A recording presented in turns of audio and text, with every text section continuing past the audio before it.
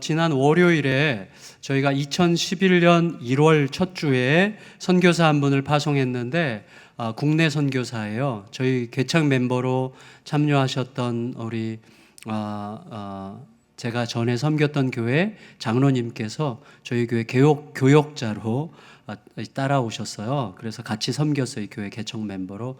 그때가 68세셨거든요.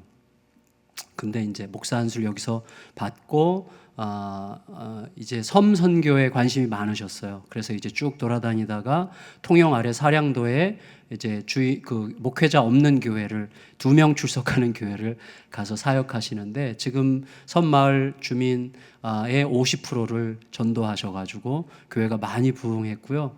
이제 은퇴 날짜가 2년이 지났는데 성도들이 붙들어서 2년 마저 더 하고 올해 이제 떠나셔야 되는 정정규 목사님, 이제 올해가 마지막이기 때문에 이제 갔어요. 지난 월요일에 이제 가서 한번 뵙고 또 앞으로 어떤 계획이 있는지 이제 의논하려고 가는데, 이게 핵심이 아니라 가는 중에 삼천포 근처에서 사천 터널 위에 큰 왜 삼천포만 하면 웃죠? 큰 터널 위에 큰 플래카드가 걸려 있는데 플래카드에 이런 굵기가 써 있었어요. 봄은 꽃과 함께 오고 사고는 졸음과 함께 온다. 이런 플래카드가 걸렸는데 생각할수록 말이 되는데 말이 안 돼. 그래서 이게 여러분 봄은 꽃과 함께 오죠. 굉장히 서정적이고 아름답잖아요. 맞는 말이에요. 그리고 사고는 졸음과 함께 오죠. 아주 지당한 말씀입니다. 근데 아름다운 말과 지당한 말이 만나니까 뭔가 어색한 거예요. 뭔가 이렇게 피팅 아시죠? 이렇게 옷을 정밀하게 딱 맞추는. 그래서 옷도 피팅이 제대로 안 돼 있으면 돈을 아무리 많이 줘도 뭔가 엉성하고 그렇잖아요. 그러니까 말도 이 피팅이 안 된 말이 있어요. 그래서 이게 봄은 꽃과 함께 오고 사고는 졸음과 함께 온다. 마치 전기면도기 사용 설명서를 시적으로 막 쓴 것 같은 그런 느낌? 서로 좀 어울리지 않는. 그래서 그 말의 목적을 잃어버린, 효력이 좀 없는. 그래서 이 어떤 말이 효력이 있으려면 말하는 자의 의도가 듣는 사람의 마음속에 착 감겨 와야 되거든요. 그러니까 말이 착 감겨 들어가야 이게 그렇구나 이렇게 할 텐데, 다 맞는 말인데 이게 뭔가 안 오는 거예요. 그래서 말의 효력이 상실되는 거죠. 근데 사실은 말만 그런 게 아니거든요. 인생도 그렇다고 생각이 됩니다. 그러니까 피팅이 안 된 인생이 있어요. 사실 있는 게 아니라 많죠. 그거 어떻게 우리가 생각할 수 있는가 하면요. 뭔가 좀 이렇게 피팅이 제대로 안 돼 있는 인생은 뭔가 어색해요. 그러니까 뭔가 들떠 있고, 그리고 뭔가 주위 사람들을 불편하게 하고 불안하게 하고 힘들게 하는 거죠. 맞아. 그 사람 떠올라. 이렇게 생각하시면 지금 절대 안 되고요. 자기를 생각해야 돼요, 지금. 자기 자신을. 여러분, 나름대로 인정받는 유능한 일꾼인데 불편해. 열심히 봉사하고 수고를 마다하지 않아요. 근데 뭔가 불안한 게 있는 거죠. 주님의 뜻을 구하는데 자기 뜻을 구해요. 성실한 가장인 것 같은데 이 도박에 열중해요. 예수님의 사랑을 막 강조하면서 가장 가까운 사람들을 열심히 미워해. 그러니까 이게 뭐가 피트가 안 돼 있는 거거든요. 그래서 뭐가 아구가 맞아 들어가지 않는 삶을 사는 거죠. 그 이유가 뭘까를 생각하게 될 때 저는 매듭이 잘 지어지지 않은 삶이기 때문에 그렇다라는 말씀을 드리고 싶습니다. 매듭이 제대로 지어지지 않고 넘어간 세월 때문이에요. 그래서 여러분, 어느 순간 보통 이제 심리학자 중에서 어떤 분은 살아오면서 가장 강렬하게 기억되는 최초의 어떤 사건에서부터 시작하게 하는 좀 심리 어떤 학도 있는데, 어디서부터 시작해야 될지 우리가 좀 생각해 봐야 되겠지만, 어쨌거나 저는 이렇게 정리하면 좋겠어요. 말씀에 비추어서 자신의 모순, 자신이 누구인가 하는 것을 정밀하고 정직하게 직면하면서 제대로 정면 승부를 내본 적이 없는 거죠. 그래서 이렇게 교회 생활하면서 크리스찬이고 교회 다니는 사람이고 뭔가 열심히 해요. 그렇게 나쁜 것 같지 않아요. 그런데 그 사람과 함께 일하는 게 이상하게 불편하고 힘들고 힘들게 하고 사람들을 불안하게 하고 그런 게 있는 거예요. 사실은 우리가 예수님을 좋아하는 이유가 뭐예요? 예수님의 이름만 불러도 일단 샬롬이 생기잖아요. 예수님의 이름만 불러도 위로가 되잖아요. 예수님과 함께라면 아무것도 없어도 어디든지 있어도 괜찮을 것 같잖아요. 물론 실제로는 아니지만. 하여튼 예수님과 함께라면 어디든지 무엇이든지 해도 괜찮을 그 힘이 주어지는 거죠. 예수님은 완전하시잖아요. 그 피팅이 완벽하게 되어 있다고 얘기할 수가 있는 것이죠. 여러분, 물론 우리들이 인생의 모든 단계마다 그 매듭 짓기를 제대로 하면서 살아갈 수가 있겠습니까? 그건 불가능한 일이죠. 그럼에도 불구하고 매듭을 짓지 않으면 안 되는 어떤 결정적 주제들이 있는 거예요. 그거는 우리가 꼭 말해야만 되는 거죠. 그건 뭐겠어요? 내가 누구냐 하는 거죠. 내가 누구냐? 그리고 내가 어디 있어야 되느냐? 그러므로 내가 지금 뭐 해야 되느냐? 자, 이 부분이요, 별것 아닌 것 같은데 다 여기 걸려 있어요.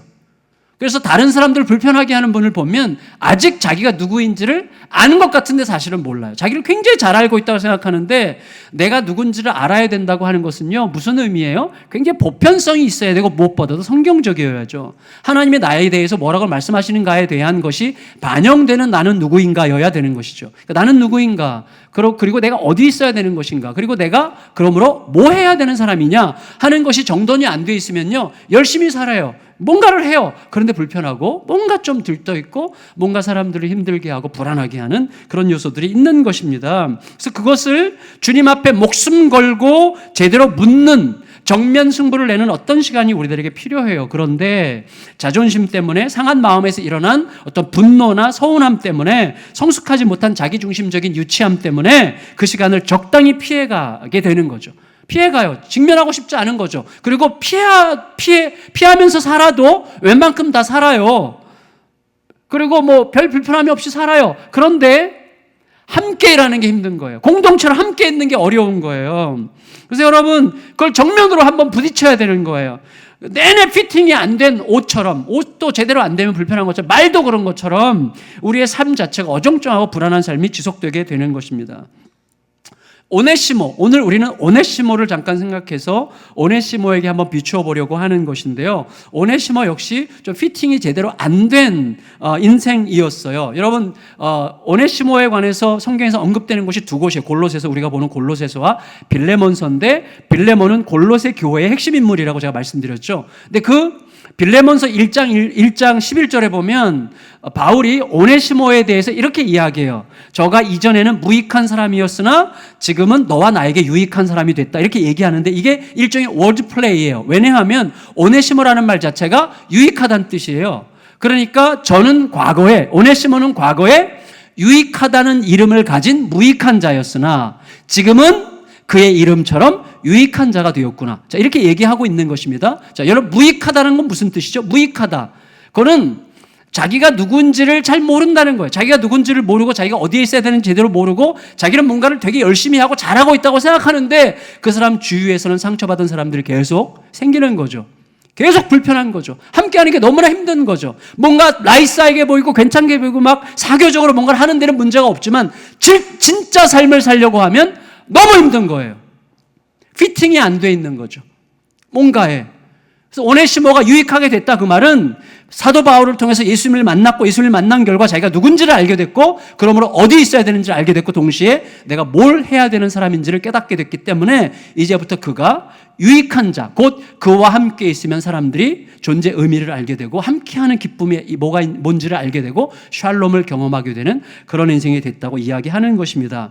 여러분, 오네시모가 예수님을 만나서 변화된 다음에 어느 정도로 유익한 사람이 됐는가 하면 빌레몬서에 보면 바울이 오네시모를 표현할 때 저는 나의 신복이다 이렇게 표현을 해요. 근데 신복이라는 말은 사실 마음에 드는 번역은 아니에요. 왜냐하면 그 단어의 원래 뜻은 심장이라는 뜻이고, 심장. 여러분, 그는 나의 신복이다. 그 말은 내가 좀 써먹을 만한 사람이라는 의미를 갖게 되지만 그는 나의 심장이다. 그 말은 뭐예요? 그는 나다. 그는 그 없이는 내가 존재할 수 없다. 그는 나에게 치명적으로 중요한 존재다. 그런 의미 아니겠어요? 정치하는 분들 중에 그러니까 이 사람 내 오른팔이야 이렇게 말하는 경우 있잖아요. 그렇지만 정치하는 사람들이 좀 곤란해지면 오른팔을 자르죠. 예. 근데 여러분, 오른팔이고 왼팔이건 잘라도 관계없어요. 근데 사는데 지장 없어요. 뭘 지장은 많죠. 밥 먹는데 불편하죠. 하여튼 잘라도 살아. 심장은 못 꺼내요. 그는 나의 심장이라, 그 말은 상당히 중요한 의미죠. 그러니까 사도 바울이 오네시모를 보면서 그는 유익한 자가 되었다. 자기 이름처럼 유익한 자가 되었다. 저는 나의 심장이다. 이렇게 표현을 했거든요. 천주교의 전통에 따르면 오네시모는요, 감옥에 갇힌 자들의 목자, 소위 교정의 목자의 어떤 그 전설적인 어떤 원조로 이제 천주교에서 생각을 하는데, 어쨌거나 우리들에게 중요한 건 뭐냐면 우리들의 인생이 결정적인 주제들, 나는 누구인가? 나는 어디에 있어야 되는가? 그리고 내가 무엇을 해야 되는가라고 하는 것에 대한 내가 이 결정적인 주제들에 대하여 매듭이 제대로 지어지고 피팅이 제대로 되면 그때부터 그는 자기도 모르게 많은 이들을 위한 유익한 존재가 되기 시작하는 것입니다. 왜냐하면 그 안에서 예수 그리스도와 그 말씀이 성령을 통해서 작동하고 있기 때문에 그렇죠. 오늘 제가 여러분과 함께 주목하고 싶은 말씀은 9절에 있는 함께 보내노니 그는 너희에게서 온 사람이라는 말씀인데요. 다시 한번 9절을 읽어보겠습니다. 자, 9절 같이 읽습니다. 시작. 신실하고 사랑을 받는 형제 오네시모를 함께 보내노니 그는 너희에게서 온 사람이라. 그들이 여기 일을 다 너희에게 알려주리라.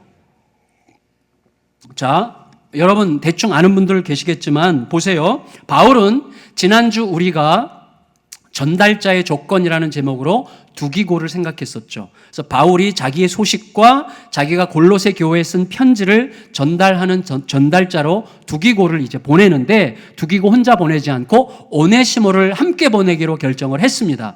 그리고 나서 뭐라고 얘기했어요? 그는 너희에게서 온 사람이라. 오네시모는 골로새 교회 성도가 아니라 골로새의 출신이죠. 그래서 골로새 교회의 핵심 멤버인 빌레몬의 종이었어요.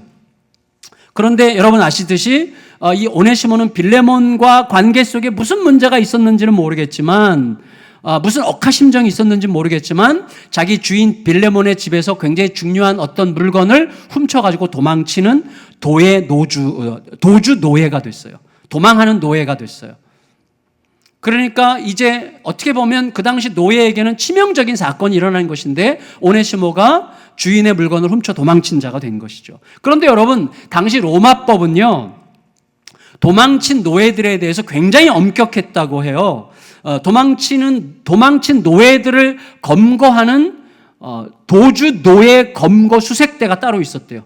로마 안에. 그래서 로마가 지배하는 엄청나게 넓은 땅이죠. 팔레스타인까지, 아시아, 아프리카, 북아프리카, 뭐 그리스 이런 데까지, 유럽 전부 다 로마가 엄청나게 지배를 했는데 그 모든 영역 안에서는요, 도망할 수가 없게 만든 거예요. 그러니까 웬만하면 도망갈 수 없는 제도를 로마가 이제 운영하고 있었는데, 따라서 도망하는 노예들, 소위 도주 노예들은요, 도망가봤자 운신의 폭이 굉장히 좁았다는 거예요. 그래서 도망가면 도적대의 무리에 합류하든지, 아니면 대도시의 어떤 하층, 굉장히 밑바닥 생활을 평생 하다가 죽든지, 아니면 로마 같은 큰 도시에 숨어서 들어서 감추어진 채 살든지, 이것도 물론 비참한 거죠. 그렇든지, 아니면 너무나 관대한 주인을 만나가지고 그의 노예로 다시 들어가든지, 어떻게 되든지 비참한 삶이 끝나지 않는 게 도주 노예의 운명이에요.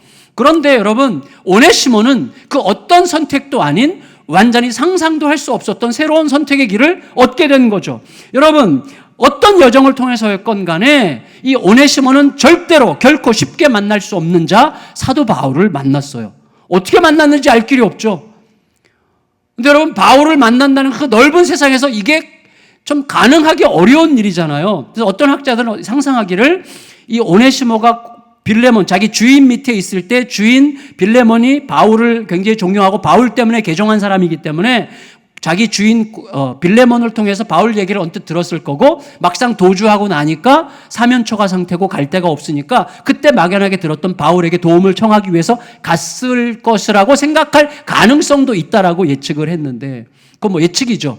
그러나 개연성이 어느 정도 있는 문제라고 생각이 됩니다. 그러나 어쨌거나 그 많은 가능성 중에서 오네시모는 바울을 만났고, 바울을 통해서 예수를 만나게 됐고, 예수를 만남으로 자기가 누구인지, 자기가 어디에 있어야 되는 존재인지, 자기가 뭘 해야 되는 존재인지를 알게 됐다는 거예요. 그래서 유익한 자가 된 것이죠. 자, 이거 굉장히 중요한 것입니다. 자, 제가 종종 말씀드리지만 우리 모두는 지금 여기에 이렇게 앉아 있고 저는 여기 서 있죠. 제가 여기에 서 있거나 여러분이 거기에 앉아 있을 가능성은, 제가 여기 서 있지 않거나 여러분이 거기에 앉아 있지 않을 가능성 여기 서 있을 가능성보다 수백 배, 수천 배는 더 많죠.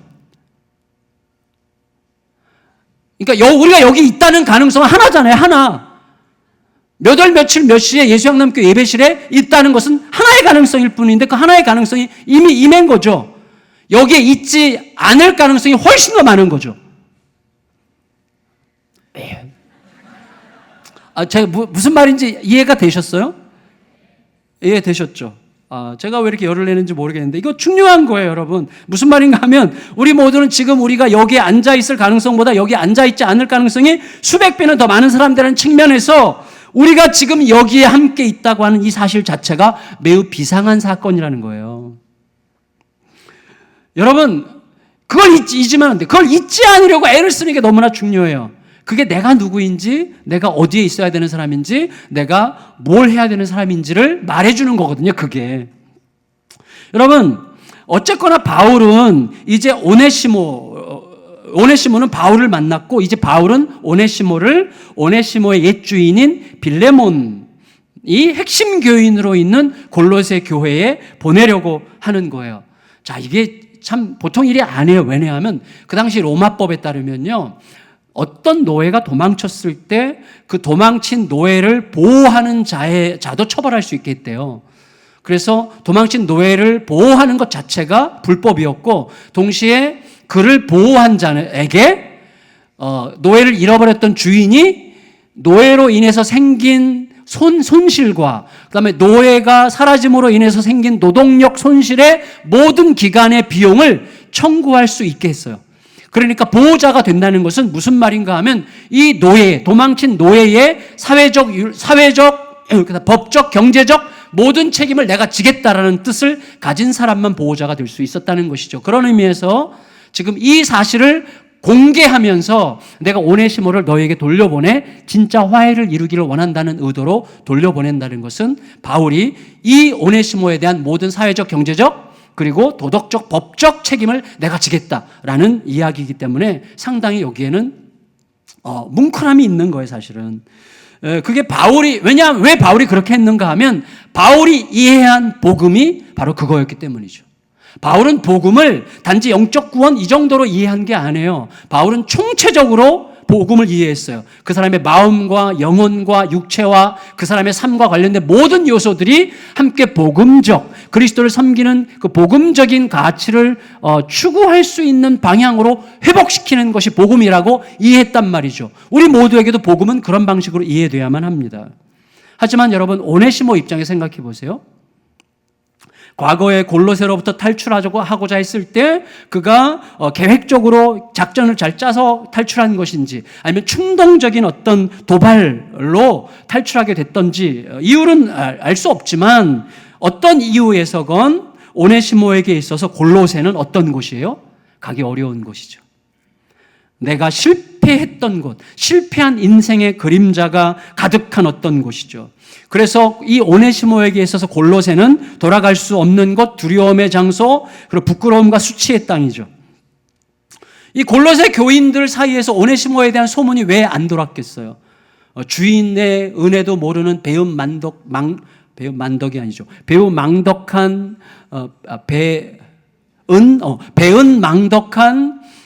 이 나쁜 놈, 그리고 아주 저질 종놈, 이런 식의 소문이 쫙 퍼져 있지 않겠어요? 여러분, 우리가 제일 힘들 때가 언제죠? 나에 대해서 사람들이 오해를 했건 뭘 했건 간에 나에 대한 어떤 의심과 그다음에 나에 대한 어떤 불만과 나에 대한 어떤 나쁜 이야기들을 막 간직하고 있는 공동체로 내가 간다고 하는 거, 이거 정말 힘든 거죠. 여러분은 별로 힘드시지 않은 것 같은데 저는 그게 진짜 힘들어요. 근데 여러분, 오네시모에게 있어서 골로새는 진짜 그렇게 힘든 곳이었단 말이죠. 여러분, 따라서 나에 대한 오명과 멸시 어린 분위기가 가득한 그 골로새로 돌아간다고 하는 것은요, 할 수만 있으면 피하고 싶은 매우 무거운 과제였고 깊은 불편함이었어요. 여러분, 물론 그럼에도 불구하고 매듭짓기라고 하는 것은 아무리 힘들어도 하나님의 강렬한 명령에 따라서 순종하고 나면 반드시 영광을 보게 될 것입니다. 그렇지만 그때까지는 정말 이게 치열한 거죠. 정말 힘든 것입니다. 여러분, 지난주에 제가 전달자의 조건이라는 말씀을 드리면서 내가 무언가 중대한 것을 전달하려고 할 때 전달자는 내가 전달하는 내용에 부합하는 어떤 인격적 요소를 갖고 있을 때 비로소 전달의 내용이 제대로 전달된다는 말씀을 드린 기억이 나시죠? 그런 의미에서 본다면 오네시모는 적절한 전달자일 수가 없어요. 그는 인격적으로 결함에 있는 자로 골로새 교회 입장에서는 여전히 변화된 오네시모를 만난 적이 없기 때문에 오네시모에 대한 아주 나쁜 인상을 가지고 있었겠죠. 거기에 지금 가야 되는 것입니다. 그런 의미에서 전달자로서 적절한 자격이 없을 수도 있는 골로새 교인들 입장에서 볼 때는 그런 오네시모를 굳이 그들에게 보낸다고 하는 것은 역설적으로 뭘 뜻하는 것입니까? 바울의 확신이죠. 오네시모의 변화에 대한 바울의 확신과 더불어서 오네시모가 골로새 교인들과 반드시 화해하게 될 것이고 화해를 따라서 복음의 영광이 드러날 것에 대한 소망이 매우 분명하지 않으면 절대로 오네시모를 보낼 수가 없겠죠. 그러니까 오네시모의 변화에 대한 확신과 오네시모를 통한 화해의 영광에 대한 확신이 있었기 때문에 지금 오네시모를 골로새로 보낼 수가 있게 된 것이죠. 다시 말하면 바울에게는 오네시모를 골로새로 보내는 행위 자체가 복음이었다는 거예요. 복음은 단순히 말로 예수님 어쩌고저쩌고 하는 것뿐만 아니라 내가 말하는 그 바가 어떤 행동 속에 드러나는 거죠. 그러니까 여러분, 주인의 물건을 훔쳐 달아났던 도주 노예가 예수 그리스도 안에서 변화되어 그 실패와 수치의 자리로 다시 돌아가 용서를 구하고 그리스도 안에서 진정한 화해를 이루려고 한다는 사실 자체가 합당한 복음적 사건이죠. 그런 의미에서 오네시모가 골로새에 가서 그들과 화해하고 그들과 나란히 복음 일꾼의 대열에 함께하는 순간 그 모습은 골로새의 다른 모든 성도들과 온 세상을 향해서 이렇게 외치게 되겠죠. 이게 복음입니다. 여러분, 저는 우리 교회 안에서 그냥 말이 아니라 말장난이 아니라 실제로 이게 복음이라는 것을 우리의 서로 간의 삶과 결정과 선택과 서로에 대한 연합과 용서와 그리고 이 교회가 선택하는 모든 선택의 어떤 면모들을 통해서 이게 복음이라고 정말 우리의 어떤 나아가는 모든 과정을 통하여 말할 수 있는 그런 교회면 너무 좋겠다는 생각이 들어요. 물론 제가 정말 잘해야 되겠지만 물론 이때에 여러분 복음이라고 지금 말하는 맥락 속에서 복음이라고 하는 것 혹은 화해라고 하는 주제는 사실은 우리들에게는 그렇게 썩 달갑지 않은 주제예요. 굉장히 불편할 수 있고 또 이 시간 특별한 어떤 심리적 불편함 속에 있는 분들에게는 상당히 고통스러운 주제일 수도 있다고 생각이 됩니다. 굉장히 무거운 주제죠. 심지어 처절한 주제죠. 여러분 복음과 화해라고 하는 이 아름답고도 매력적인 이 단어가 실제로 현실 속에서 성취되기까지는 얼마나 무겁고 힘겨운 시간들이 있게 되겠습니까? 정말로 이게 감당하기 어려운 주제죠. 그런데 여러분 우리가 이 화해라는 주제, 복음이라는 주제가 그렇게 힘겹고 무겁게 느껴지는 이유 중에 핵심은 뭐예요? 아직 내가 지금 처해 있는 상황이 제대로 해석되고 있지 않기 때문이죠. 이것의 진짜 의미가 하나님 앞에서 뭔지를 제대로 바라보지 못하고 있기 때문이죠. 문제에 대한 하나님 편에서의 이해가 내 머릿속에서 가슴으로 내려오지 않고 있기 때문이죠. 그때는 시간이 많이 필요해요. 알아도 잘 안 되는 거죠. 근데 여러분, 이런 어려움 속에 있는 분들뿐만 아니라 우리 모두가 그 문제 속에 있다고 생각이 됩니다. 우리 모두가 실패한 자리로 돌아가 직면해야 되는 오네시모들이라고 생각이 됩니다. 여러분, 오네시모에 대해서 바울이 이렇게 말했어요. 자, 9절을 다시 한번 읽겠습니다. 9절 시작. 신실하고 사랑을 받는 형제 오네시모를 함께 보내노니 그는 너희에게서 온 사람이라. 자, 여기까지요. 여러분 저를 보세요. 바울은요 지금 오네시모에 대해서 신실하고 사랑을 받는 형제다 이렇게 표현하고 있어요. 그런데 지난주에 두기고에 대한 표현과 똑같아요. 그런데 두기고에 대한 표현보다 훨씬 더 우리에게 드라마틱하게 느껴질 수 있어요. 오네시모에 대해서는. 왜냐하면 오네시모야말로 신실할 수 없었던 사람이기 때문에 그렇죠. 절대로 신실할 수 없었던 도주 노예 전과자에게 신실한 형제라고 말할 수 있게 된 것 때문에 드라마틱하죠. 그리고 절대로 사랑을 받는 형제가 될 수 없었던 노예에게 사랑을 받는 형제라고 말할 수 있게 되었기 때문에 너무나 드라마틱하죠. 저는 좀 드라마틱하게 느껴지는데 여러분은 어떠신지 모르겠어요. 제가요, 설교를 이렇게 해오면서 느껴지는 게 있어요. 뭐냐면 성도님들이 설교를 듣고 와, 오늘 설교가 진짜 너무 막 하나님의 영광을 본 것 같아요. 너무 은혜로웠어요. 라고 말할 때는 뭐 1년에 몇 번 안 되지만 그래도 그런 경우에는 거의 뭐냐면 이거예요. 목사님의 설교 중에서 내 이야기를 들었어요. 뭐 이거죠. 목사님의 설교가 딱 나에 대해서 하는 말씀인 것 같아요. 그렇죠. 자, 목사님의 설교가 나에 대해서 하는 말씀인 것 같아요라고 듣는 사람 중에 두 부류가 있어요.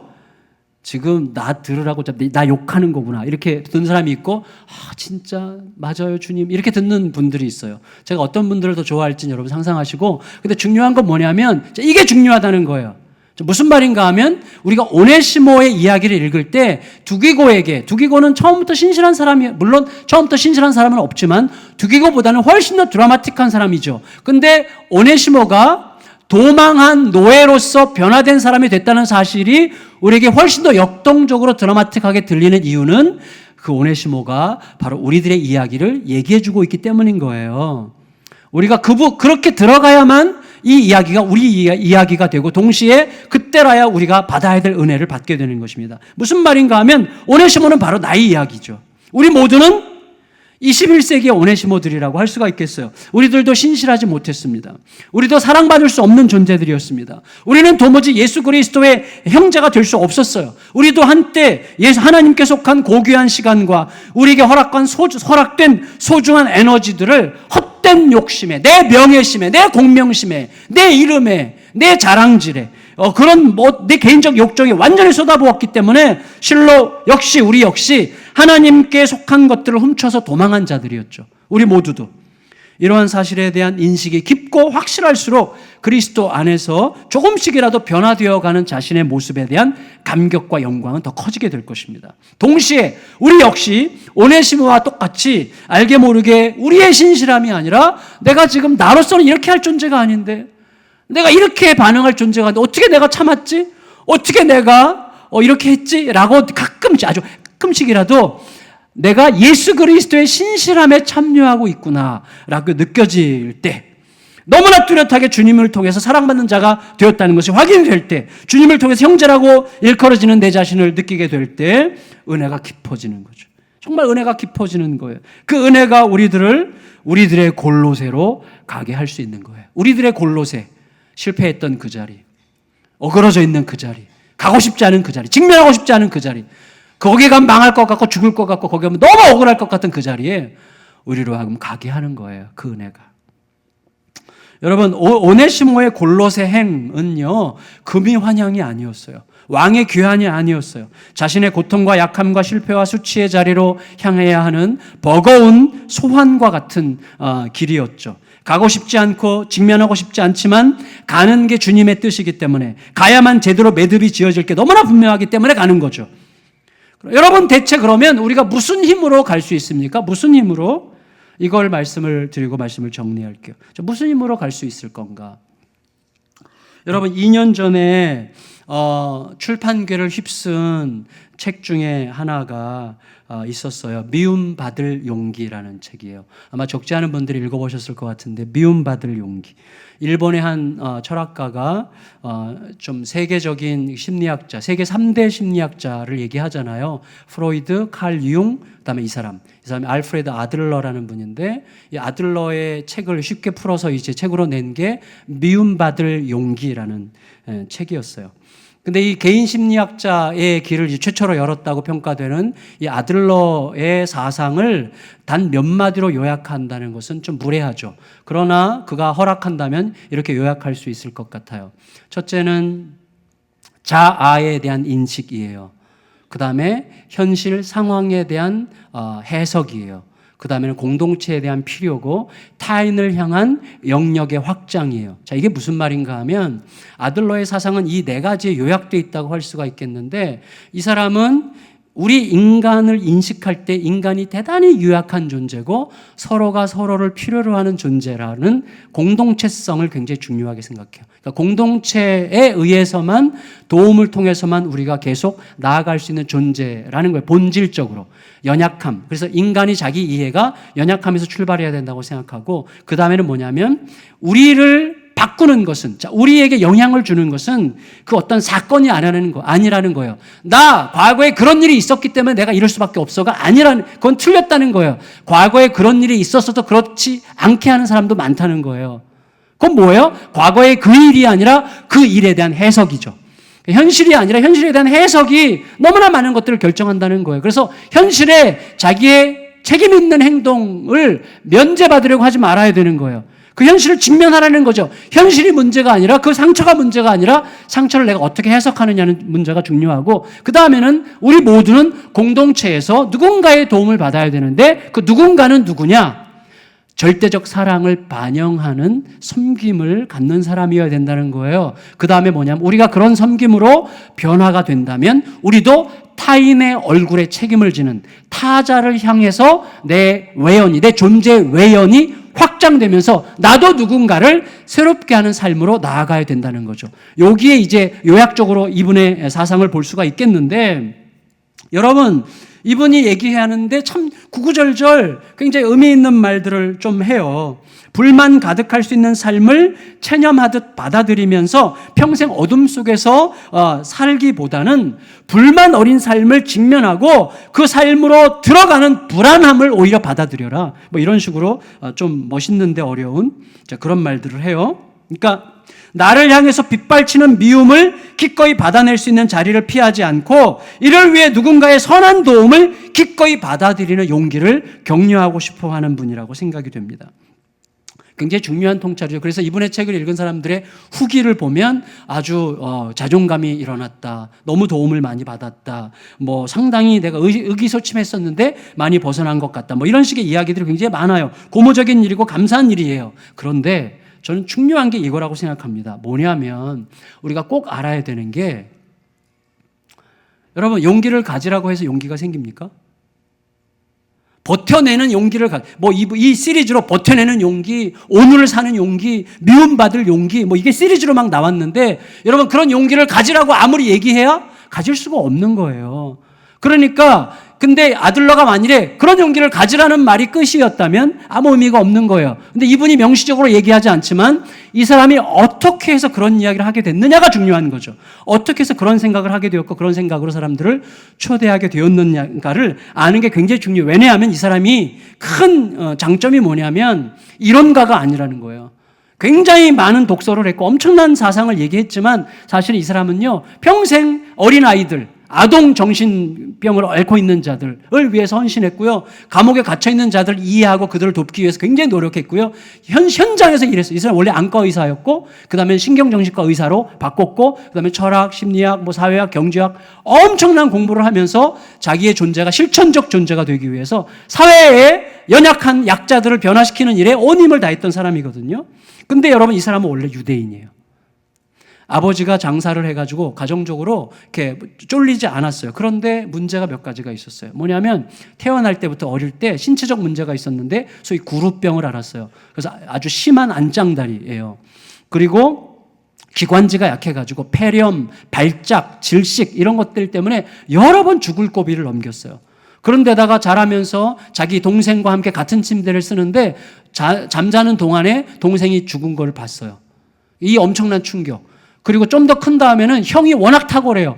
워낙 탁월한 형에 대한 열등감 때문에 굉장히 고통을 많이 당했는데 이 알프레드 아들러가 언제 회복했는가 하면 아버지의 사랑 속에서 조금씩 회복이 돼서 자아를 뚫고 타인을 향해서 자기 인생을 드리는 자리까지 가게 됐어요. 그래서 이 사람이요 오스트리아 빈을 중심으로 22개나 이제 아동 정신과 병원을 만들어가지고 엄청나게 기여를 많이 하던 중에 이제 히틀러에게 미움을 받아가지고 미국으로 이제 쫓겨가게 됐는데 도망치듯 이제 가게 됐죠. 근데 중요한 건 뭐냐면 이 사람이 그 많은 사상적 기반을 가지고 프로이드와 함께 가다가 프로이드와 이제 결별을 하게 되는데 핵심적인 이유가 신앙 때문이었어요. 이 사람 유대인이었지만 나중에 예수 그리스도를 만났어요. 예수님 안에서 인생의 진실과 인생에 대한 비밀을 깨닫게 됐어요. 그래서 그가 이런 얘기를 해요. 저는 이 아들러에 그렇게 펼쳐지는 이 지금 제가 말씀드렸던 모든 사상의 밑바닥에 이 사람이 이 한마디가 있다고 생각되는데 이분이 이렇게 얘기를 했어요. 무조건적인 사랑을 대신할 수 있는 경험은 결코 존재하지 않는다는 거예요. 여러분, 우리를 압도하는 그 무조건적인 사랑, 예수 그리스도의 십자가 위에서 발견되는 그 절대적 무조건적인 사랑에 삼켜지는 것을 대신할 경험은 이 땅에 아무것도 없다는 거죠. 다시 말하면 그 경험만이 모든 것을 가능하게 하는 힘이라는 것을 알았단 말이에요. 여러분, 이게 너무나 저는 중요하다는 생각을 합니다. 연약한 인간에 대한 정직한 인정, 그리고 누군가의 절대적 사랑, 신적 사랑, 십자가의 사랑을 반영하는 섬김을 통해서 세상에 직면할 용기를 획득하는 과정, 그리고 이제는 그 자신도 어둠 속에 거하는 타자를 향해서 그 길을 가고자 하는 이 책임적인 소망, 이게 있는 거죠. 그 밑바닥에 예수 그리스도가 계신 거예요. 곧 죽음의 무게가 실린 절대적 사랑만이 유일한 답이다. 그게 나를 살리는 길이고 모두를 살리는 길이라는 것을 알았다는 거예요. 여러분, 제가 비교적 한 사람을 너무 길게 소개한 것을 용서하시기 바랍니다. 그래서 제가 오늘 오네시모에 대해서 묵상하면서 계속 생각이 났어요. 이 아들러가. 그런데 여러분, 말씀을 마칠게요. 화해라는 말은요, 참 아름다운 말이잖아요. 그렇지만 아름다운 만큼 처절한 말이잖아요. 사랑도 진짜로 아름다우려면 처절하지 않습니까? 사랑은 처절한 만큼 아름다운 거죠. 가장 아름다운 사랑, 어머니의 사랑은 처절하기 때문에 아름다운 거죠. 여러분, 화해라는 말이 아름답지만 매우 처절한 이유는 뭐예요? 화해라는 단어가 어디서부터 나온 거예요? 예수 그리스도의 갈보리 십자가에서 화해라는 단어가 나온 거예요. 이 땅 전체를 위한, 온 세상의 역사를 위한 화해의 사건은 예수의 십자가뿐이에요. 거기서부터 시작이 된 거예요. 그래서 여러분, 화해라는 단어가 가장 확실한 현실적 실천으로 우리의 몸으로 육화된 장소가 바로 참혹한 십자가의 자리였기 때문에 화해는 아름답지만 처절한 것입니다. 따라서 화해는 죽음의 처절함 위에서 피는 꽃이에요. 여러분, 우리는 보통 이렇게 말하곤 해요. 그 인간이 내 앞에 와서 무릎 꿇고 싹싹 빌기 전에는 화해라는 말은 꺼내지도 마. 없어. 화해는 없어. 그 인간이 내 앞에서 무릎 꿇고 싹싹 빌어야 이 화해도 뭐고 그 다음에 내가 생각해 볼게. 그거는 화해가 아니죠. 보복과 심판의 한풀이죠. 여러분, A에 대한 B의 한풀이는요, B에 의한 A의 한풀이로 그냥 계속해서 재생산되는 것뿐이에요. 계속 돌고 도는 거예요. 따라서 우리가 그러한 방식으로 생각하기 전에 꼭 먼저 생각해야 되는 게 뭐예요? 이거죠. 내가 하나님 앞에 가서 싹싹 빌어가지고 화해가 이루어진 적이 한 번도 없다는 사실을 겸손하게 인정해야 됩니다. 여러분, 내 안에서 일어난 화해, 하나님과의 화해를 통한 진짜 자유는 내가 싹싹 빌어가지고 하나님께서 화해를 이루신 게 아니잖아요. 일방적으로 주신 그 용서와 그리스도의 죽음의 사건 아니겠습니까? 따라서 여러분, 화해가 이루어지려면 누군가가 어느 지점에서 반드시 죽어야만 되는 것입니다. 한풀이라고 하는 것이 상대방의 죽음을 통한 해결 없는 해결이라고 한다면 화해라고 하는 것은 나의 죽음을 통한 온전한 해결이라고 할 수가 있어요. 따라서 여러분, 오네시모가 골로새를 향해서 간다고 하는 것은요, 예수님의 죽으심 안으로 성큼 들어간다는 뜻이에요. 우리가 누군가에게 화해의 길로 누군가를 향해서 간다고 하는 것은요, 먼저 나의 인격이, 나의 인내가, 나의 어떤 너그러움이 화해를 이룰 수 없어요. 예수의 죽음에 먼저 성큼 걸어 들어가지 않으면 절대 화해는 일어나지 않는 것입니다. 예수님의 죽으심 안으로 성큼 걸어 들어가서 골로새 성도들의 모든 처분에 나를 맡기는, 그곳에 가서 차라리 죽어도 된다라고 하는 죽기 위한 발걸음을 내딛는 사건이 오네시모가 골로새로 가는 사건이었단 말이죠. 뿐만 아니라 바울이 오네시모를 보내면서 골로새 교인들에게 오네시모를 받으라고 이야기하고 있는 그 내용은 어떤 내용이라고 할 수가 있습니까? 예수님의 죽으심에 참여하라는 설득이죠. 골로새 교인들에게도 너희들의 자존심 상한 마음, 미움, 분노의 마음을 죽여라. 그리스도의 죽음과 함께 그런 화해의 요청이라고 할 수가 있는 것입니다. 서로가 서로에 대하여 죽어야만 화해가 가능한 것이고요. 그게 바로 복음이기 때문에 그렇습니다. 여러분, 우리는 복음을 너무 낭만적으로 생각할 수 없습니다. 절대 그러면 속게 되어 있습니다. 그 중심에는 우리를 위해 기꺼이 자신을 죽음에 내어주신 예수님이 계십니다. 그 죽음의 사랑이 우리를 가게 하고 그 죽음의 사랑이 우리를 화해하게 하고 그래야 진실로 살게 만들 것입니다. 중요한 것은, 화해라는 것은 뭐예요?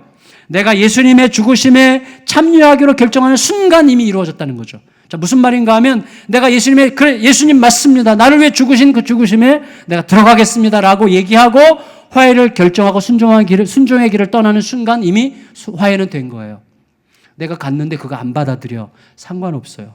화해는 일단 나와 하나님과의 문제에서 그와 하나님과의 문제로 옮겨가는 거예요. 그게 너무나 중요합니다. 만일에 다행히 그가 화해를 받아들인다면 두말할 것도 없는 위대한 은혜의 시간이 시작되겠죠. 여러분, 우리 모두에게 어떤 형태로건 죽음을 통과하는 화해가 있어서 너무 무거운 주제고 처절한 주제고 힘든 주제지만, 여러분, 예수님이 이건 말씀하신 거예요. 죽으면 살리라. 근데 여러분, 이거는 완전히 진짜예요. 완전히 진짜예요. 내 자존심, 내 입장, 내 명예, 내 공명심, 내 공로, 내 입장, 이런 것들이 살려고 하면요, 다 죽여야 돼요. 그럼 함께 죽는 거예요. 여러분, 예수님의 그 진리가 우리 안에서 구체적으로 우리의 삶을 통하여 육화되면서 우리 모두에게 어떤 형태로건 죽음을 통과하는 화해가 있어서 내 자신이 위대한 자유를 누리고 나와 세상을 밝히는 은총이 우리 모두에게 가득 임하시게 되기를 예수님의 이름으로 축원합니다. 축원합니다. 자리에서 다 같이 일어나셔서 나의 안에 거하라 찬양하시겠습니다.